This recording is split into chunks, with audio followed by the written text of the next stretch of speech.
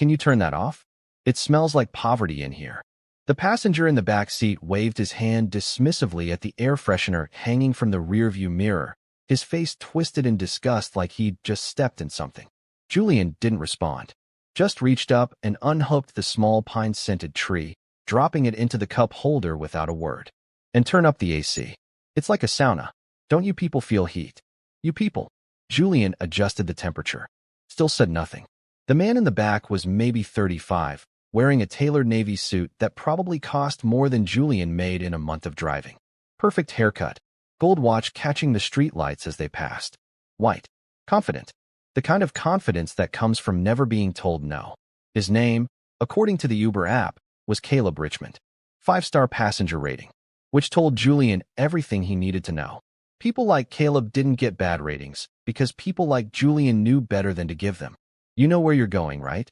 Caleb said, not looking up from his phone. Because the last driver took me on some ridiculous route and I had to report him. Cost me 20 minutes. Yes, sir. I know where I'm going. Good. Because I don't have time for incompetence tonight. I've got a deal falling apart and I need to think. Julian met Caleb's eyes in the rearview mirror for just a second, then looked back at the road. This was his life now. Taking insults. Swallowing pride. Being invisible. 3 years ago, he'd stood in front of lecture halls at Harvard Business School, teaching the brightest minds in the country how to negotiate billion-dollar deals. Students had waited months to get into his classes. CEOs had paid him $50,000 for a single day of consulting. Now he drove a 2014 Toyota Camry with 140,000 miles on it, picking up people who treated him like he was barely human. And tonight, the man in his back seat was about to learn exactly who he'd been talking to. But we're getting ahead of ourselves. Let's start with how Julian ended up here. In this car. On this night. Because the fall from Harvard professor to Uber driver doesn't happen overnight. It happens slowly. Deliberately. One calculated humiliation at a time. 3 years earlier, Julian Carter walked across Harvard's campus on a cold November morning, his leather messenger bag slung over his shoulder, his breath visible in the air. The trees were bare. Students hurried past in their North Face jackets and bean boots, clutching coffee cups and talking about midterms. Everything looked the same as it always did. Beautiful, historic, untouchable. But something was different today. Julian had been teaching at Harvard Business School for 12 years. 12 years of early mornings and late nights. Of publishing research and mentoring students and sitting on committees. Of proving himself over and over in a world that demanded he be twice as good to get half as far. He'd done everything right, played by every rule, smiled through every microaggression. And finally, after 12 years, he was up for tenure. Real tenure. Not the conditional kind. Not the we'll see how it goes kind. The kind that meant job security. The kind that meant respect. The kind that meant he'd finally made it. The tenure committee had been reviewing his case for 3 months. His publication record was flawless. His teaching evaluations were among the highest in the department. His books were used in business schools across the country. By every measurable standard, he'd earned it. But Julian had been black in academia long enough to know that measurable standards didn't always matter. He walked into the administrative building and took the elevator to the 4th floor. The dean's office. He'd been summoned for a meeting at 9 a.m. No context. No explanation. Just the dean would like to see you. Dean Patricia Whitmore was in her early 60s, silver hair cut in a sharp bob, wearing a cream-colored blazer and pearl earrings. She'd been dean for 7 years.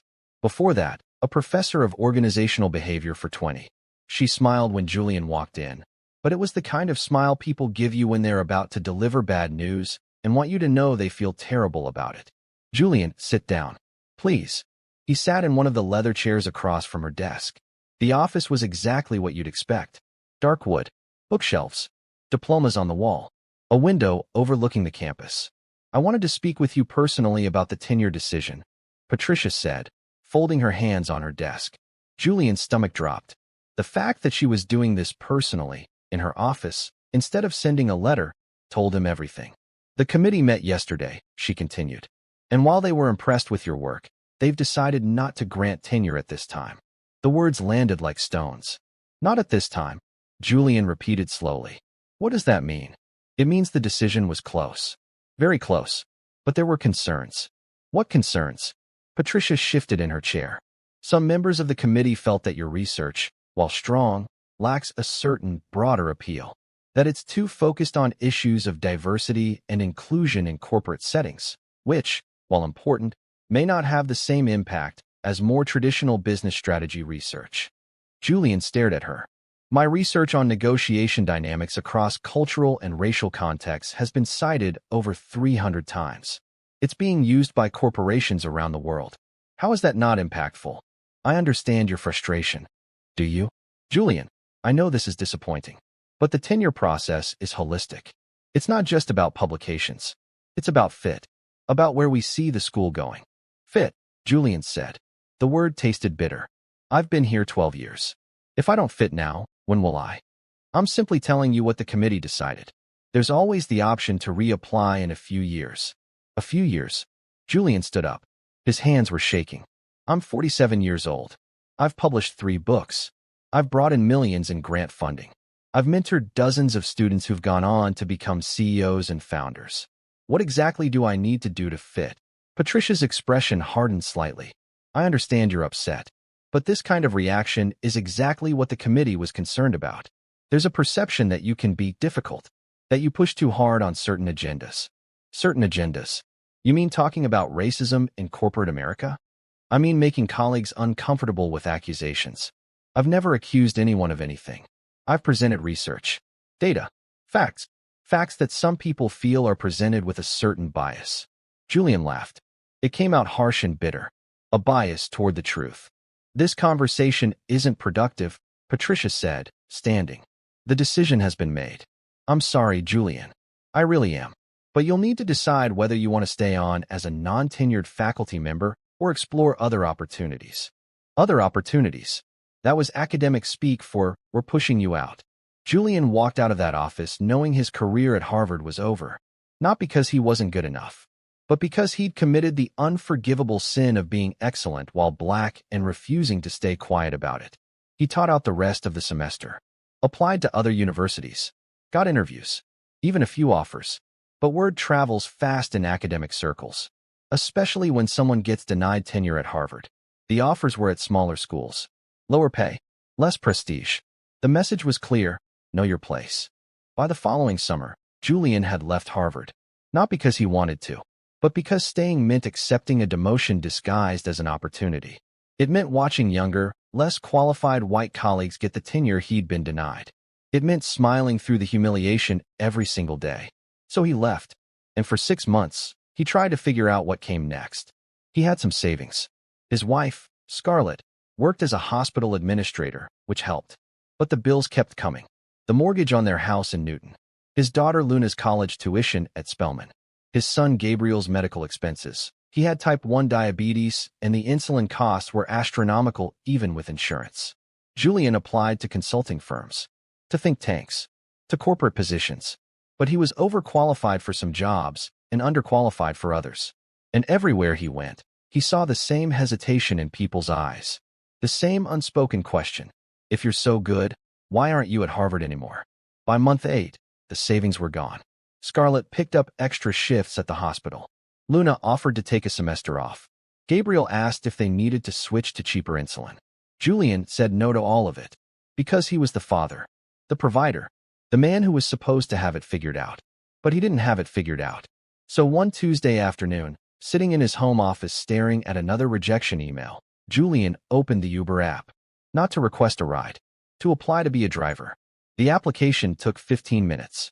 Background check cleared in 2 days. Car inspection passed on the first try. And just like that, Professor Julian Carter, Ph.D. from Stanford, former faculty at Harvard Business School, author of 3 books, became an Uber driver in San Francisco.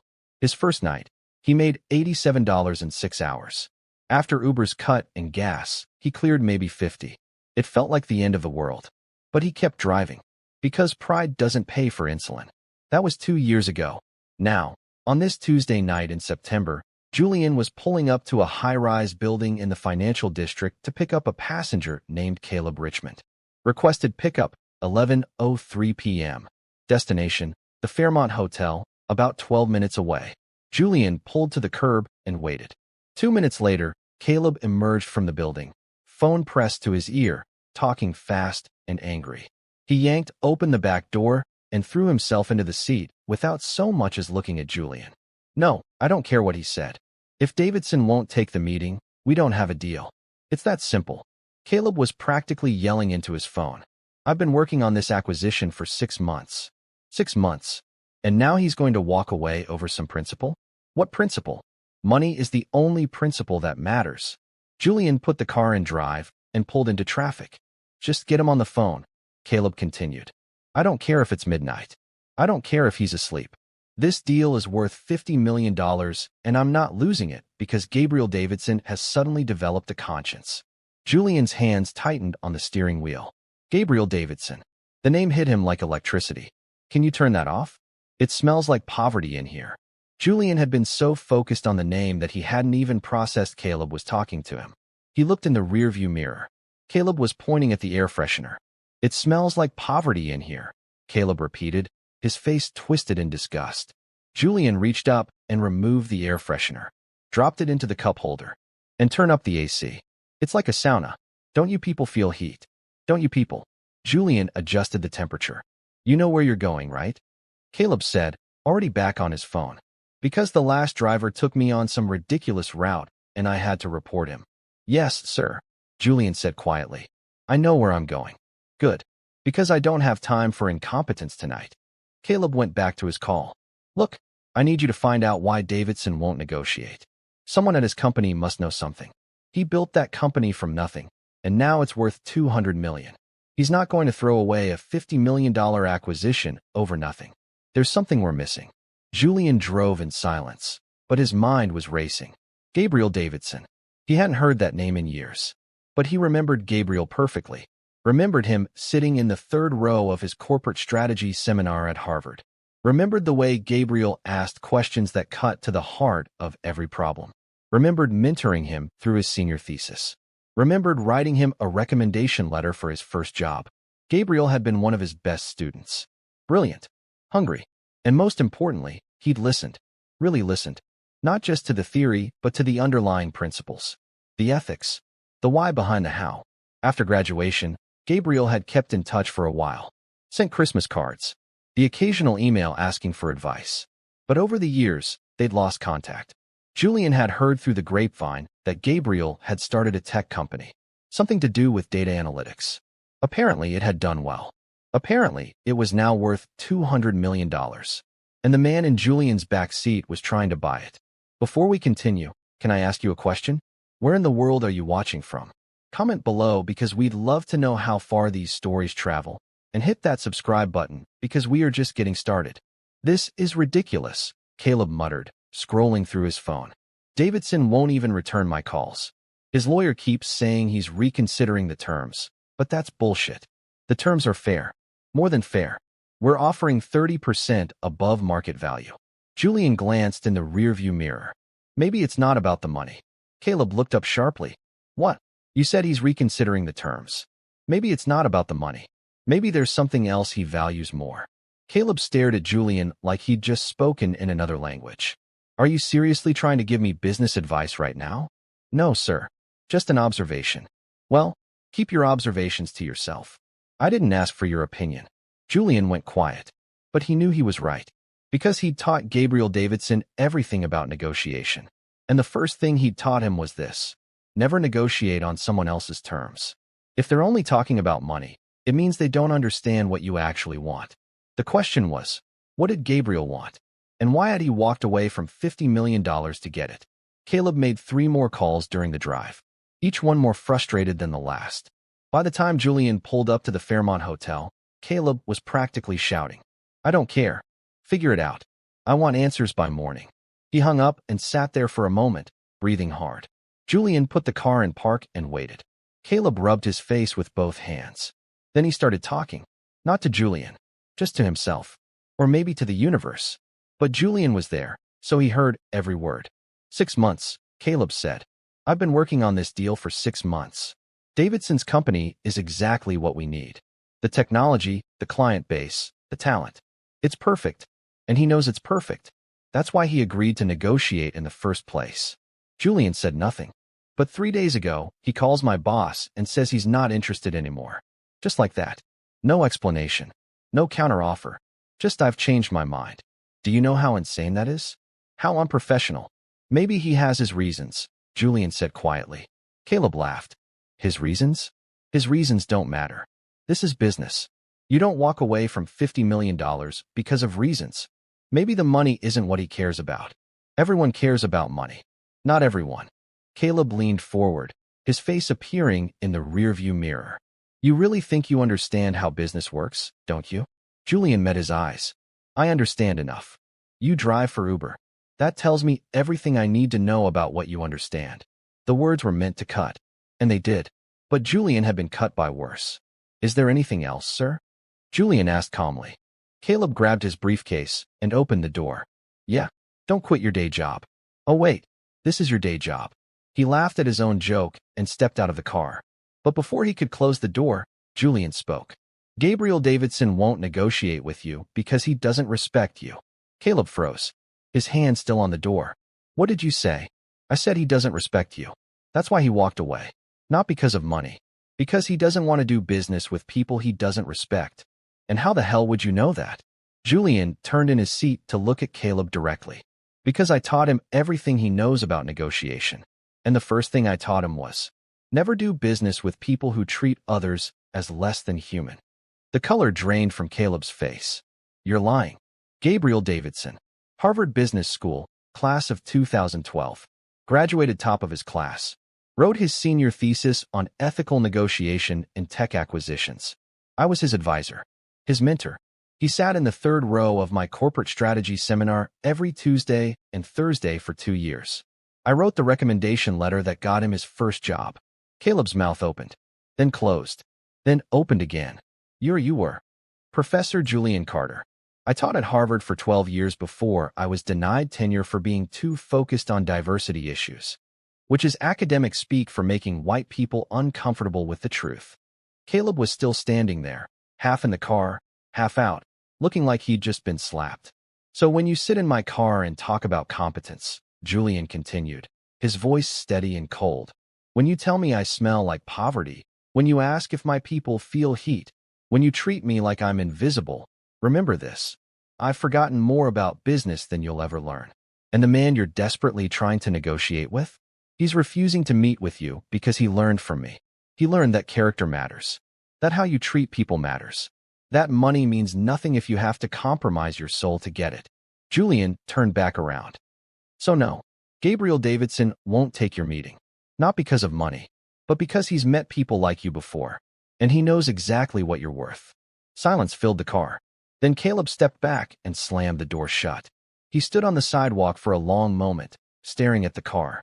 Then he pulled out his phone. Julian didn't wait to see what he did next. He put the car in drive and pulled away from the curb. His hands were shaking. His heart was pounding. He'd just violated the first rule of service work. Never talk back to the customer. But God, it had felt good. He drove 3 blocks before he had to pull over. His hands were shaking too badly to keep driving. He put the car in park, gripped the steering wheel, and let out a breath he felt like he'd been holding for 3 years. 3 years of being invisible, of swallowing insults, of pretending it didn't hurt. And in one moment, he'd reclaimed a piece of himself. His phone buzzed. A notification from Uber. 1-star rating from Caleb Richmond. Comment: driver was unprofessional and argumentative. Do not recommend. Julian stared at the screen. Then he started laughing. The kind of laughter that comes from somewhere deep and desperate. The kind that's half sob. 1 star. After 12 years at Harvard. After 3 published books. After teaching hundreds of students who'd gone on to run companies and shape industries. 1 star. He put his phone down and sat there in the darkness, watching the city lights blur through the windshield. And then his phone rang. Unknown number. Julian almost didn't answer, but something made him pick up. Hello. Is this Professor Carter? The voice was familiar, deep, warm, but Julian couldn't place it. Who is this? It's Gabriel. Gabriel Davidson. I just got a very interesting phone call from someone named Caleb Richmond. He said I should talk to you. Julian's breath caught. He said you're driving for Uber now. That you left Harvard. Is that true? It's true. Silence on the other end. Then, Professor, what happened? And for the first time in 3 years, Julian told someone the whole story. Julian sat in his parked car on a side street in San Francisco, phone pressed to his ear, and told Gabriel Davidson everything. He told him about the tenure denial, about Dean Whitmore's careful words about fit and broader appeal, about how his research on racial dynamics in corporate negotiations had been dismissed as too narrow, too focused, too uncomfortable. He told him about the months of job searching, the interviews where people smiled politely and never called back, the savings account dwindling, the mortgage payments, Luna's tuition, Gabriel's insulin. He told him about the moment he'd opened the Uber app and applied to be a driver. And he told him about tonight, about Caleb Richmond and his insults and his arrogance, and the way he'd talked about the $50 million deal like it was some kind of game. When Julian finished, there was a long silence on the other end. Then Gabriel spoke, and his voice was tight with anger. He said, "What to you? It doesn't matter." "It matters." "Tell me exactly what he said." Julian closed his eyes. "He said I smell like poverty. Asked if my people feel heat. Told me not to quit my day job because driving is all I understand." Jesus Christ. "Gabriel, it's fine. I've heard worse." "It's not fine, Professor. None of this is fine." Gabriel's voice was shaking now.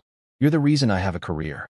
You're the reason I know how to think strategically, how to negotiate, how to build something that matters.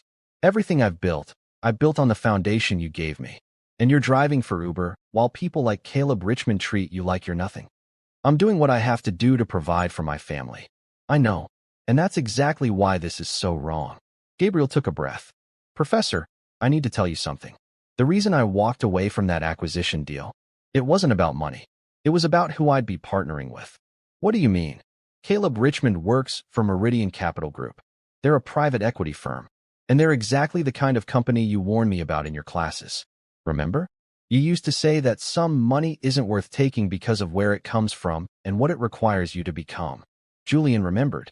He'd taught an entire seminar on ethical decision-making in high-stakes negotiations. One of the core principles: understand who you're doing business with, because their values become your values the moment you shake hands. "Meridian has a reputation," Gabriel continued. "They buy companies, strip them for parts, fire half the staff, and flip them for profit. They don't care about the people. They don't care about the product. They care about the return. And when they approached me about acquiring my company, I did my research. I looked at every company they've acquired in the last 5 years. I talked to former employees, former partners, and every single story was the same.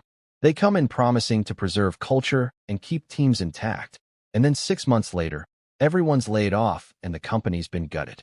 So you said no." I said no. "Because you taught me that some deals aren't worth making. That integrity matters more than money.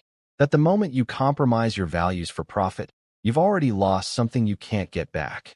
Julian felt something shift in his chest. Something that had been heavy for 3 years suddenly felt a little lighter. "You remembered that." "I remember everything you taught me, Professor. Everything. And the fact that you're driving for Uber right now while Caleb Richmond is trying to throw money at me tells me everything I need to know about what this country values and what it doesn't." Julian didn't know what to say. "Where are you right now?" Gabriel asked. "I'm parked near Union Square." "What? Stay there. I'm sending you an address. Meet me there in 30 minutes. "Gabriel, it's almost midnight. Please, Professor. Just trust me." The line went dead. 2 seconds later, a text came through with an address in Pacific Heights, one of the wealthiest neighborhoods in San Francisco. Julian stared at the address for a long moment. Then he put the car in drive. 28 minutes later, Julian pulled up to a modern 3-story house on a tree-lined street, where every home probably cost upward of $5 million. The lights were on inside. A Tesla was parked in the driveway. Gabriel was standing on the front porch waiting for him. Julian got out of the car slowly, suddenly aware of how he must look. His Uber driver clothes, khakis, and a polo shirt that had seen better days. His old Toyota Camry that didn't belong on this street. The weight of 3 years of humiliation that he carried in his shoulders. But Gabriel came down the steps quickly and pulled Julian into a hug before he could say anything. "It's good to see you, Professor." Gabriel had changed since college. He was 33 now, filled out, confident. He wore jeans and a Stanford hoodie, his MBA alma mater. His hair was cut short. He had the look of someone who'd worked hard and succeeded. "You look good," Julian said. "Come inside. Please." The house was exactly what you'd expect from a successful tech entrepreneur. Open floor plan, modern furniture, expensive art on the walls, floor-to-ceiling windows overlooking the city. But it didn't feel cold or sterile. There were photos on the shelves, books stacked on tables. It felt lived in. Coffee? Tea? Something stronger? Gabriel asked. I'm fine. Sit. Please. They sat in the living room, and for a moment, neither of them spoke. I can't believe this, Gabriel finally said. I can't believe Harvard did that to you. After everything you've given them. They didn't see it that way. Because they're cowards. Because your research made them uncomfortable. Because you refuse to pretend racism doesn't exist in corporate America. Julian smiled sadly. That's exactly what it was. I read all 3 of your books, you know. The last one especially. The one about negotiation dynamics across racial and cultural contexts. It's brilliant. It should be required reading in every business school in the country. Thank you. But that's not enough, is it? Gratitude doesn't pay bills. Doesn't fix what happened. Gabriel leaned forward. Professor, I want to help you. I need to help you. Gabriel, I appreciate the offer, but let me finish. Please. Gabriel took a breath. I told you about Meridian Capital, about why I walked away from their deal. But what I didn't tell you is that I've been looking for the right partner. Someone who understands what I'm trying to build. Someone who shares my values. Someone I can trust. Julian waited. My company is called Davidson Analytics. We build data tools that help small and medium-sized businesses compete with larger corporations. Tools that level the playing field. It's grown faster than I ever expected. We're at $200 million in valuation. But I don't want to sell to someone who's going to destroy what we've built. I want to partner with someone who can help us grow the right way. That's smart. And I want that partner to be you. The words hung in the air. Julian stared at him. What? I want you to join my company. Not as an employee. As a partner. Chief Strategy Officer. Help me build this into something that matters. Help me make decisions that align with the values you taught me. And in return, I'll give you equity. Real equity. Enough that when we eventually do sell or go public, you'll never have to drive for Uber again. You'll never have to worry about insulin costs or tuition or mortgages. You'll have security. And more importantly, you'll have purpose. Julian's throat tightened. Gabriel, I can't. Why not? Because I'm not. I haven't worked in corporate strategy in 3 years. I've been driving a car. I'm out of practice. You're still the smartest person I know. You're still the person who taught me everything that made me successful. And you're still the person who just told Caleb Richmond exactly why I won't negotiate with him, which was the most satisfying phone call I've ever received. Gabriel smiled. Professor, you haven't lost anything. The world just hasn't been smart enough to see what you're worth. But I see it. I've always seen it. Julian looked down at his hands. They were shaking slightly. I need to think about this. Take all the time you need. But Professor, Gabriel waited until Julian looked up. You saved my life once. You probably don't even remember. It was my junior year. I was failing. Not academically, but mentally. I was drowning in self-doubt and imposter syndrome. I was the only black student in most of my classes, and I felt like I didn't belong. Like I was only there because of affirmative action or charity or some mistake in admissions. Julian did remember. He remembered a younger Gabriel sitting in his office hours, trying not to cry, talking about how exhausted he was from constantly having to prove himself. You told me something that day that I've never forgotten, Gabriel continued. You said, the fact that you have to work twice as hard to get half as far doesn't mean you're less capable. It means the system is broken. But don't let their brokenness break you. Build something they can't ignore. Build something so excellent, so undeniable, that they have to acknowledge it. And then use that platform to change the system for the people coming after you. Julian's eyes burned. I built this company on that advice, Gabriel said. Every decision I make, every person I hire, every partnership I consider, I ask myself, does this align with the values Professor Carter taught me? Does this make the system better or worse? Am I building something that matters or just chasing money? He paused. You changed my life, Professor. Let me return the favor. Julian stood up abruptly. He walked to the window and looked out at the city lights. For 3 years, he'd felt invisible, worthless, like everything he'd built had been erased. But standing here, listening to Gabriel, he realized something. He'd never been invisible. Not really. Every student he'd taught, every person he'd mentored, every word he'd written had left a mark, had planted seeds. had changed things in ways he couldn't see from inside his Uber. Gabriel hadn't forgotten him. Gabriel had carried those lessons forward and built something meaningful with them. And maybe that was the point. Maybe impact wasn't about titles or tenure or being visible in the way he'd wanted. Maybe it was about this. About planting seeds and trusting that they'd grow even when you couldn't see them anymore. Okay, Julian said quietly. Okay. Julian turned around. Okay, I'll do it. I'll join your company. As a partner. Gabriel's face broke into a huge smile. Really? Really? On one condition. Name it. I want to create a mentorship program. For young professionals from underrepresented backgrounds. People who are facing the same barriers I faced. The same barriers you faced. I want to give them the support and guidance we had to fight for. I want to make sure they don't have to drive for Uber just to survive while the world figures out what they're worth. Gabriel's eyes were shining. Done. That's not a condition. That's a requirement. We'll build it into the company's mission. They shook hands. And for the first time in 3 years, Julian felt like himself again. Not because someone had given him a job, but because someone had seen him, really seen him, had remembered what he'd taught them and valued it enough to build a future on it. The next morning, Julian called Scarlett from the car before his first Uber ride. Hey, baby. How was your shift? Long. I'm exhausted. How was your night? I need to tell you something. He heard her sit up. What's wrong? Nothing's wrong. Actually, something's right. Very right. He took a breath. I'm done driving for Uber. Silence. Then, Julian, we talked about this. We can't afford for you to stop working. I'm not stopping working. I'm starting something new. One of my former students, Gabriel Davidson, offered me a position at his company. Chief Strategy Officer. With equity. More silence. Then Scarlett started crying. Baby, are you okay? I'm fine. I'm so relieved. I've been watching you disappear for 3 years. Watching you shrink. Watching the light go out of your eyes every time you got in that car. And I didn't know how to fix it. I didn't know how to bring you back. I'm back, Julian said softly. I'm coming back. When do you start? Monday. But first, I need to finish this week's drives. I made commitments to Uber, and I need to honor them. That's so like you. What is? Honoring commitments even to a system that never honored you. Julian smiled. Old habits. They talked for a few more minutes before Scarlett had to go. But before she hung up, she said something that stuck with him. Julian, I'm proud of you.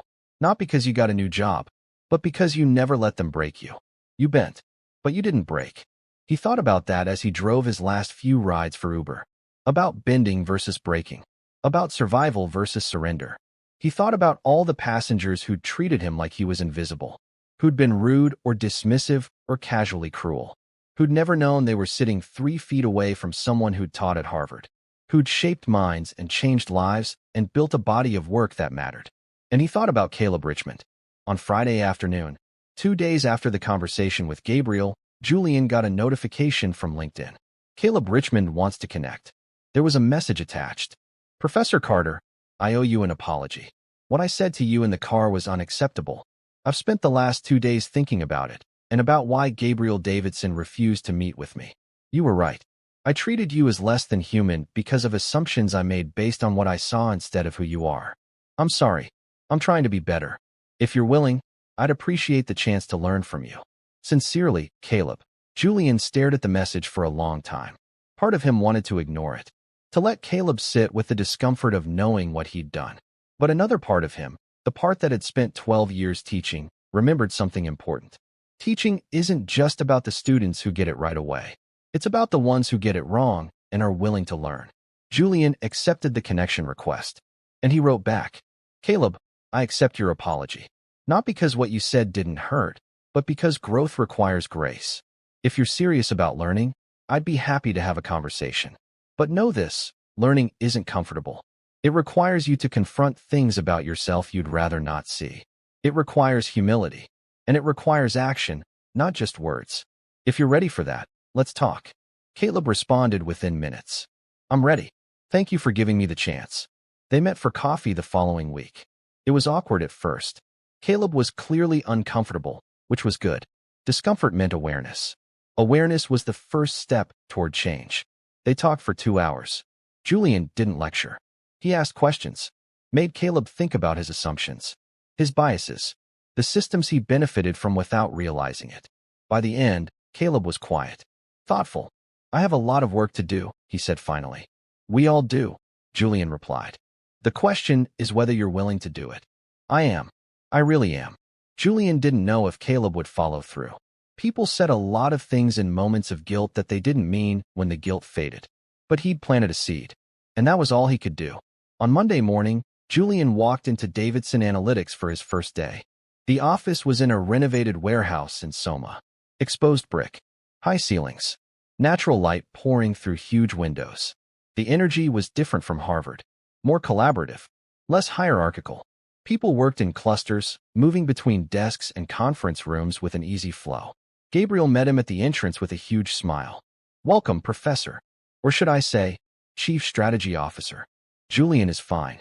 Come on. Let me introduce you to the team. They spent the morning meeting people. Engineers. Product managers. Sales teams.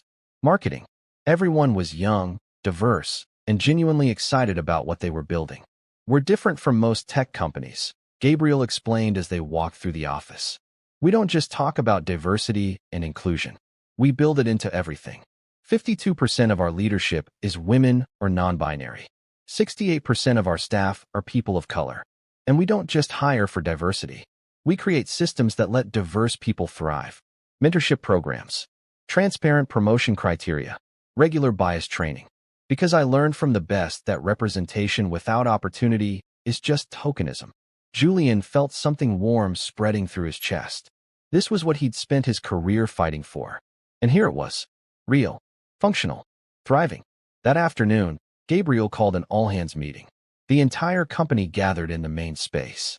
About 80 people. They sat on couches, bean bags, and folding chairs, laptops balanced on their knees. Gabriel stood at the front.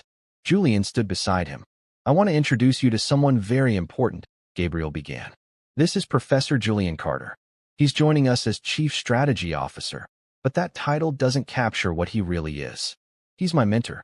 He's the person who taught me everything I know about ethical business practices, about negotiation, about building something that matters instead of just something that makes money.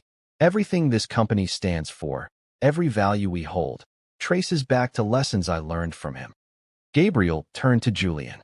Professor, I know the last few years have been hard.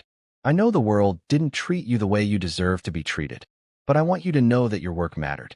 It still matters, and everyone in this room is going to benefit from having you here. The room erupted in applause. Julian looked out at 80 faces. Young, hopeful, diverse, building something that mattered. And he realized something. Harvard hadn't broken him. Driving for Uber hadn't diminished him. The racism and the rejection and the humiliation hadn't erased his worth. Because worth wasn't something other people gave you. It was something you carried inside. And no one could take it away unless you let them. He'd bent, but he hadn't broken. And now he was exactly where he was supposed to be. 6 months passed.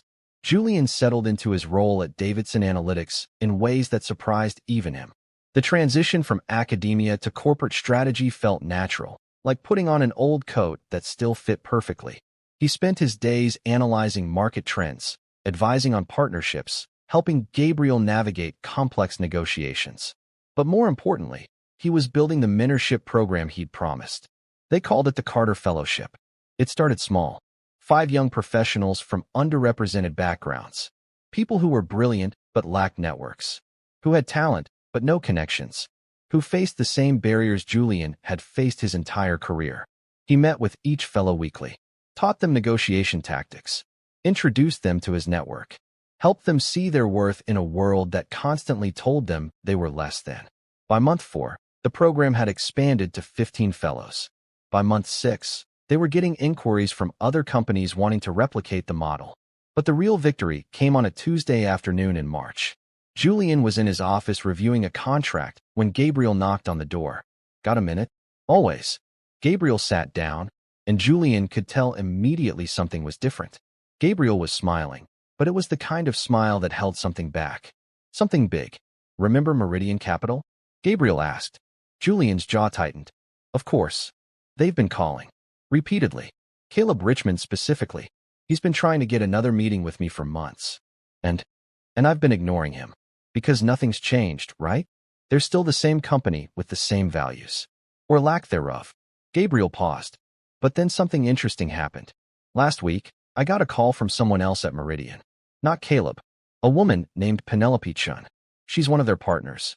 And she told me something that made me reconsider. Julian waited. Apparently, Caleb has been pushing internally for Meridian to change how they operate, to implement ethical guidelines for acquisitions, to consider the human impact of their decisions, not just the financial returns. He's been meeting with former employees of companies they've acquired, listening to their stories, trying to understand the damage they've caused. That's convenient timing.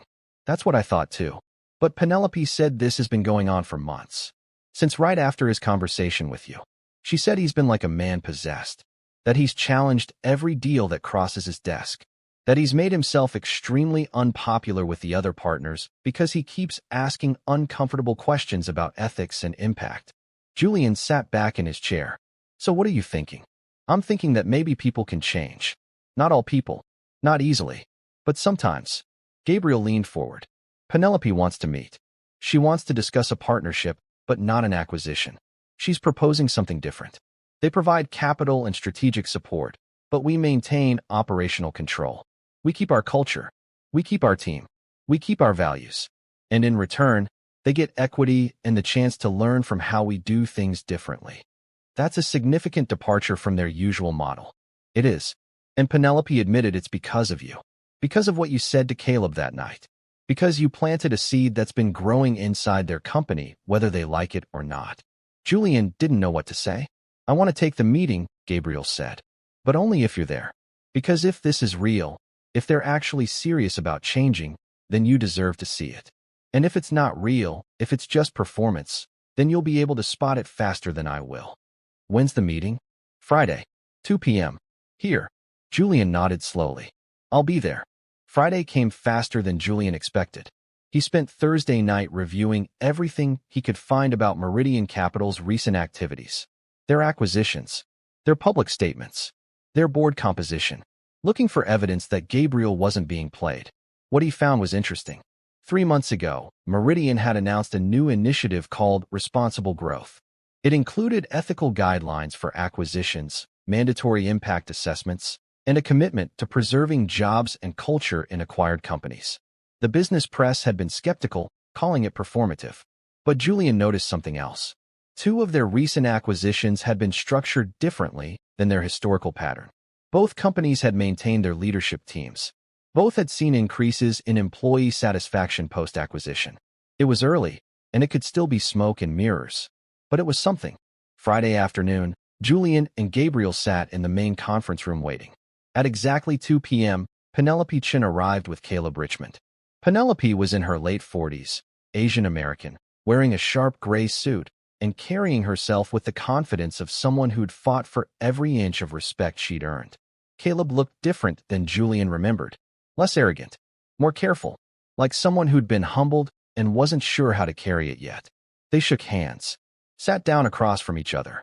Thank you for meeting with us, Penelope began. I know Gabriel has declined previous meetings, and I understand why. Meridian's track record speaks for itself. And it's not good. Gabriel raised an eyebrow. I appreciate the honesty. Honesty is the only currency we have left, Penelope said. We've spent decades building a reputation for maximizing returns at any cost. And it's made us very successful financially. But it's also made us the kind of company that talented people don't want to work with. That's not sustainable. Not anymore. So this is about sustainability, Julian said quietly. Not ethics. Penelope turned to look at him directly. Professor Carter, I've read your work. All 3 books. And several of your academic papers. So I'm not going to insult your intelligence by pretending this is purely altruistic. You're right. This is about sustainability. We're losing deals because people don't want to associate with us.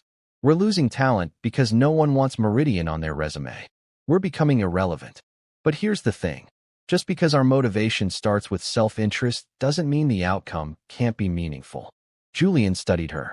She wasn't lying. She was too smart to lie to someone who could see through it. The question is whether we're willing to actually change our practices, Penelope continued, or just change our marketing. And I'll be honest with you. There are partners at Meridian who want the latter, who think we can slap some nice language on our website and keep doing business as usual. And what do you want? Gabriel asked. I want us to be different. really different. Because I'm tired of working for a company that destroys things. I want to build things. And I think we can do that. But we need partners who can teach us how. Caleb spoke for the first time. Professor Carter, I owe you more than an apology. I owe you credit. That conversation we had after the ride, it changed something in me. I started asking questions I'd never asked before. About who we hurt. About whether success at any cost was actually success. And the more I asked, the more I realized I'd been participating in something ugly. Something that violated every value I claimed to have. So you had a crisis of conscience, Julian said. I did. And I still am. Because knowing you've been wrong doesn't automatically make you right.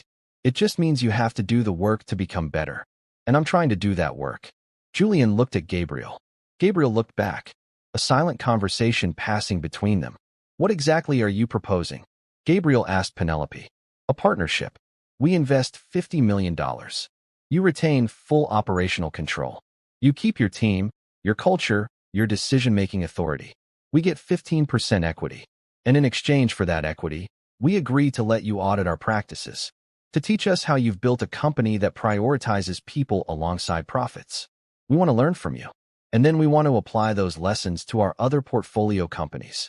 You want us to reform Meridian from the inside, Julian said. Yes, exactly that. With you leading the effort, Professor. Julian blinked. Me? We want to hire you as a consultant. Separate from your role at Davidson Analytics. We want you to design and implement an ethical framework for all of our acquisitions. To train our partners. To hold us accountable. And we're willing to pay you significantly for it. Gabriel looked at Julian. What do you think? Julian thought about it. About whether people could really change. About whether systems could be reformed or needed to be burned down. About whether working with Meridian made him complicit or made him an agent of change. I have conditions, Julian said finally. Name them, Penelope replied. 1. I want full transparency. Access to all your acquisition data. All your post-acquisition outcomes. All your employee satisfaction metrics. No hiding the ugly parts. Done. 2. I want decision-making authority. If I identify practices that violate the ethical framework we develop, you stop those practices immediately. No debate. No compromise. Penelope hesitated. That's going to be difficult to get the other partners to agree to. Then you don't want to change. You want to look like you're changing. Penelope and Caleb exchanged glances. Then Penelope nodded. Okay, done. But I need you to understand. This is going to make you deeply unpopular with some very powerful people. I've been unpopular with powerful people before, Julian said. It didn't kill me. 3, he continued. I want Meridian to fund an expansion of the Carter Fellowship. $1 million per year for the next 5 years. To support young professionals from underrepresented backgrounds who are trying to break into business and finance. Done, Penelope said immediately. And 4. Every company Meridian acquires from this point forward must implement diversity and inclusion metrics as part of their performance evaluations. Not as a checkbox, as actual, measurable change that's tied to executive compensation. Done. Julian sat back. Then I'll do it. Gabriel smiled. We have a deal. They spent the next 2 hours hammering out details. Contract terms. Timelines. Deliverables. By the time Penelope and Caleb left, it was after 6 p.m. Julian and Gabriel sat in the conference room in the fading light. Do you think they'll actually follow through? Gabriel asked. I don't know, Julian said honestly. But I know this. If we don't try, nothing changes. If we write them off as irredeemable, they have no incentive to be better. But if we hold them accountable, if we make them prove it, then maybe something shifts. That's a gamble. Everything worth doing is a gamble. Gabriel laughed. That's very professor of you. Old habits. They sat in comfortable silence for a moment. You know what the craziest part of all this is? Gabriel said finally. 3 years ago, Harvard told you that your work didn't matter. That your focus on diversity and ethics and racial dynamics was too narrow, too niche, not impactful enough. I remember. And now look at you. You're reshaping how a major private equity firm does business. You're mentoring the next generation of leaders. You're literally changing systems. All because you refuse to let them break you. Julian smiled. I had help. You gave me a second chance when no one else would. You gave me the foundation to build something meaningful. I just returned the favor. We make a good team. The best. Over the next year, Julian split his time between Davidson Analytics and Meridian Capital. The work at Meridian was brutal. He uncovered practices that made him physically ill, acquisitions that had destroyed lives, layoffs that had been justified by spreadsheets but ignored the human cost. He pushed back hard, made enemies, got screamed at in board meetings by partners who thought he was destroying shareholder value. But he also saw change. Slow, painful, incomplete, but real. Companies that Meridian acquired under the new framework were treated differently. Employees were retained. Culture was preserved. The profit margins were slightly lower, but the long-term sustainability was higher. It wasn't perfect. Some partners left Meridian in protest. Some deals fell through because they couldn't meet the ethical standards. But gradually, the company started attracting different kinds of clients. Companies that wanted to be acquired by someone who cared about more than just numbers. And Caleb Richmond became one of Julian's most vocal advocates inside Meridian. He wasn't perfect either. He still made mistakes, still had blind spots. But he showed up. He did the work. He listened when Julian called him out. And slowly, he became someone different than the man who'd sat in Julian's back seat throwing insults. The Carter Fellowship expanded beyond Davidson Analytics. Within 2 years, it was operating in 12 companies, supporting 60 fellows, creating pipelines into industries that had been historically closed to people who looked like them. And Julian's books, the ones that Harvard had dismissed as too narrow, started getting picked up by business schools across the country. His research on ethical negotiation and racial dynamics in corporate settings became required reading. The recognition came slowly, then all at once. Speaking invitations, consulting offers, awards from professional organizations. But the moment that meant the most came on a Tuesday morning 2 years after he'd left Uber. Julian received an email from Harvard. Dean Patricia Whitmore wanted to meet. He almost deleted it, almost ignored it out of principle. But Scarlett convinced him to go. Not for them, she said. For you. So you can close that chapter properly. So Julian flew to Boston and walked on a Harvard's campus for the first time in years. Nothing had changed. The buildings, the students, the sense of importance that hung in the air. But Julian had changed. He walked through campus differently now, not as someone seeking approval, but as someone who'd learned his worth existed independent of their validation. Patricia Whitmore's office looked exactly the same. She was older, more gray in her hair, but the same pearl earrings, the same careful smile. Julian, thank you for coming. Dean Whitmore. Patricia, please. Dean Whitmore, Julian repeated. She winced slightly. I suppose I deserve that. What did you want to see me about? She gestured to a chair. He sat. I wanted to apologize, she said, for the tenure decision, for how it was handled, for what we cost you. Julian said nothing. I've been following your work since you left, she continued. The Carter Fellowship. You're consulting with Meridian Capital. The impact you're having is remarkable, and it's made me realize that we made a mistake. A significant mistake. You denied me tenure because my research made people uncomfortable. Yes. And now you're apologizing because that same research is being celebrated everywhere else. Yes. So you're not apologizing because what you did was wrong. You're apologizing because it turned out to be strategically disadvantageous. Patricia looked down. That's fair. Dean Whitmore, I didn't come here for an apology. I came here to tell you something. Julian leaned forward. You broke my heart. This institution, this place I dreamed of being part of since I was 20 years old, told me I wasn't good enough, that my work didn't matter, that I didn't fit, and I believed you. For a while, I drove for Uber, and I believed that maybe you were right. Maybe I had overestimated my worth. Maybe I was too focused on the wrong things. Patricia's eyes filled with tears. But then something happened, Julian continued. I realized that your opinion of me was just that, an opinion, not a fact, and that the work I'd done, the lives I'd touched, the students I'd mentored, they carried forward whether Harvard acknowledged it or not. Gabriel Davidson built a company on principles I taught him. The Carter Fellowship is changing lives. Meridian Capital is reforming its practices because of frameworks I developed. All of the things you said were too narrow, too niche, too focused on diversity. Those things are changing the world. I know, Patricia whispered. So here's what I want you to understand. I forgive you. Not because you deserve it, but because holding on to anger was making me smaller. I forgive you, but I'll never forget. And I'll never let another institution do to someone else what you did to me. Because I'm building systems now. Systems that catch people when places like Harvard throw them away. Systems that tell them they have worth even when the world says they don't. Julian stood up. I don't need your apology, Dean Whitmore. I don't need Harvard's validation. I needed it once. But I don't anymore. Because I learned something these past few years. Worth isn't given by institutions. It's built by impact. And my impact is undeniable now. He walked toward the door. Julian. Patricia called after him. For what it's worth, I'm proud of you. He turned back. I appreciate that. But I'm proud of myself. And that's enough. He walked out of her office, out of the building, across the campus, and he felt lighter than he'd felt in years. 5 years after the night in the Uber, Julian sat in his office at Davidson Analytics looking out at the city. The company had gone public. The Carter Fellowship was operating in 47 companies across 12 industries. Meridian Capital had become a model for ethical private equity, and their returns had actually increased as a result. And Julian? Julian had published a 4th book. This one about resilience. About being underestimated. About the journey from invisible to undeniable. It was a bestseller. His phone buzzed. A text from Gabriel. Lunch. I'm buying. Julian smiled and grabbed his coat.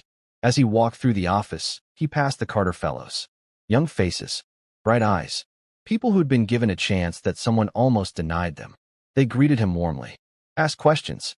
Sought advice. And Julian realized something. This was the impact Harvard couldn't measure. This was the legacy they couldn't see. Not in citation counts or tenure committees or academic prestige. But in lives changed. In systems reformed. In people who'd been told they weren't enough learning that they were everything. He met Gabriel at a small cafe near the office. They ordered sandwiches and caught up on company news, family updates, the usual rhythms of friendship. But toward the end of lunch, Gabriel said something that stuck with Julian. I was thinking about that night. The night you drove Caleb. That was a long time ago. I know, but I keep coming back to it. Because think about how close we came to missing each other. If Caleb had been even slightly less horrible, you might not have said anything. If I'd been even slightly less curious, I might not have called you. And none of this would have happened. Julian thought about that. So what are you saying? I'm saying that sometimes the worst moments lead to the best outcomes. Not because the bad thing was good, but because it forced something into motion that wouldn't have moved otherwise. You think getting denied tenure was a good thing? No. I think it was a terrible thing that you turned into something good. There's a difference. Julian smiled. When did you get so philosophical? I learned from the best. They finished lunch and walked back to the office together. And Julian thought about Gabriel's words. About how the worst night of his life, sitting in that car, being called poverty, being treated as less than human, had led to this. To purpose. To impact. To a life that mattered. He didn't believe things happened for a reason. That was too easy. Too convenient. It let people off the hook for cruelty by pretending it served some higher purpose. But he did believe that people could take terrible things and transform them. Could take humiliation and turn it into fuel. Could take invisibility and make themselves undeniable. That night, Julian went home to Scarlett. She was in the kitchen making dinner. Their son Gabriel was at the table doing homework. Their daughter Luna was visiting for the weekend, sitting on the counter stealing vegetables before they made it into the pan. How was your day? Scarlett asked. Good. Really good. Just good. Julian wrapped his arms around her from behind. Great. It was great. She turned to look at him. What happened? Nothing. Everything. I don't know. I was just thinking about how different life is now. How far we've come. We. All of us. You. The kids. Me. 5 years ago, I was driving for Uber. Now I'm here. And I'm happy. Really, genuinely happy. Scarlett kissed him. You deserve it. We deserve it. Later that night, after dinner and after the kids had gone to their rooms, Julian sat in his home office and opened his laptop. He pulled up his Uber driver profile. He hadn't looked at it in years. 1,247 total rides. 4.92 star rating. He scrolled through some of the reviews. Driver was quiet and professional. Got me there on time. Okay service. And then, near the bottom, from 3 years ago, driver was unprofessional and argumentative. Do not recommend. Caleb Richmond. Julian stared at that 1-star review, and he started laughing. Because that review, that moment, that humiliation, had led to everything that came after. He thought about responding to it. Thought about messaging Caleb and pointing out the irony. But he didn't. Because some things didn't need to be said. Some victories didn't need to be announced. The best revenge wasn't proving them wrong. It was becoming so undeniable that their opinions stopped matching. Julian closed the laptop and went to bed. And for the first time in years, he slept without dreaming of Harvard or tenure committees, or proving himself to people who'd never see him clearly. Because he'd finally learned the most important lesson. He didn't need to be seen by them. He just needed to see himself. And when he looked in the mirror now, he saw someone who'd survived, who'd bent but hadn't broken, who'd been underestimated and had turned that into power. He saw Professor Julian Carter, not despite what he'd been through, but because of it. The end. But before you go, I need to ask you something. How many times have you been underestimated?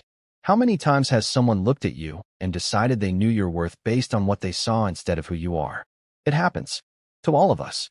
In different ways. In different degrees. But here's what I want you to remember from Julian's story. Being underestimated is not the end. It's just information. Information about them, not about you. They looked at Julian and saw an Uber driver.